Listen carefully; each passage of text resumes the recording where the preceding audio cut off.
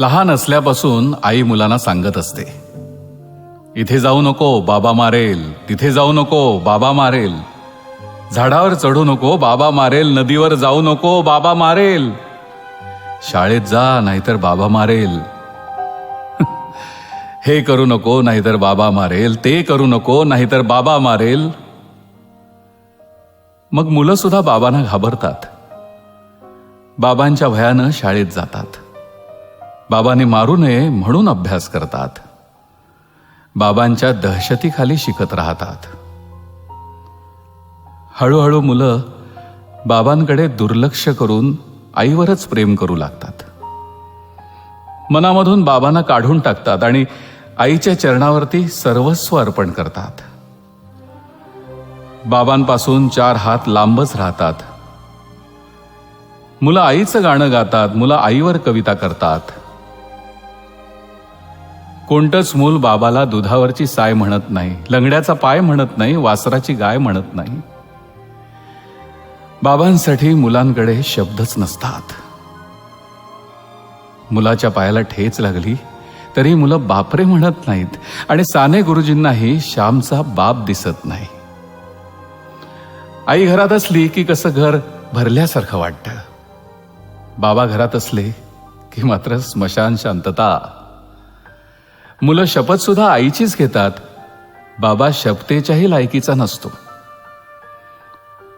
बाबा असतो केवळ मुलांच्या नावाच्या आणि आडनावाच्या मध्ये, नावापुरता. मुलं विठोबाला माऊली म्हणतात, धरणीला माय म्हणतात आणि देशाला माता म्हणतात. बाबा मात्र धरणीतून, देशातून आणि मुलांच्या मनातून केव्हाच झालेला असतो, हद्दपार.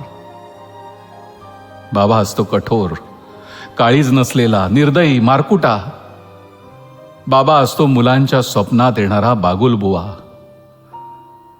बाबा म्हणजे केवळ रुपये पैसे कमवण्याचं यंत्र.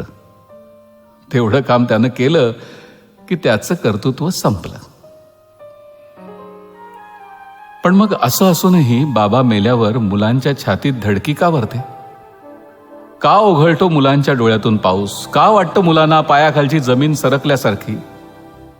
का वाटतं मुलांना की आपण बेसहारा झालोय म्हणून? का हंबरतात मुलं बाबा मेल्यावर? का मुलं घाबरतात बाबा गेल्यावर?